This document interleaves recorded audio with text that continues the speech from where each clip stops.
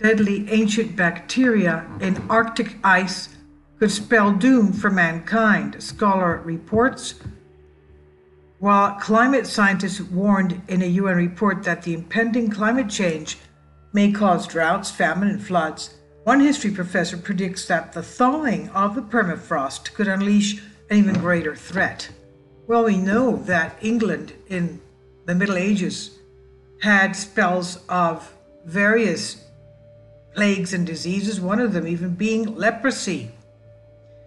So, Peter Frankopan, a professor of global history at Oxford University, warned that global warming and resulting thawing of Arctic ice could unleash the long-dormant germs which could have a serious impact on mankind.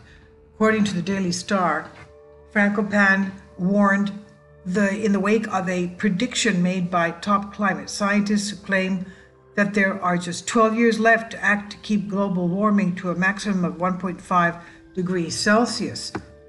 The professor said, and he insisted that there is no chance that the world countries would be able to keep this increase in global temperature below the outlined 1.5 degrees Celsius threshold.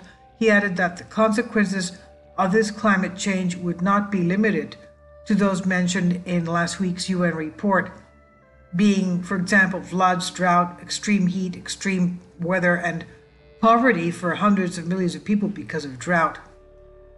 He said if we ever go over that degree change, it's not about the Maldives being harder to visit on holiday or migration of people. It's about what happens when permafrost unfreezes and the release of the biological agents that have been buried for thousands of years are open again. Frankopan said, according to him, in the 1340s, a 1.5 degree movement of heat of the Earth's atmosphere allowed a small microbe to develop into the Black Death.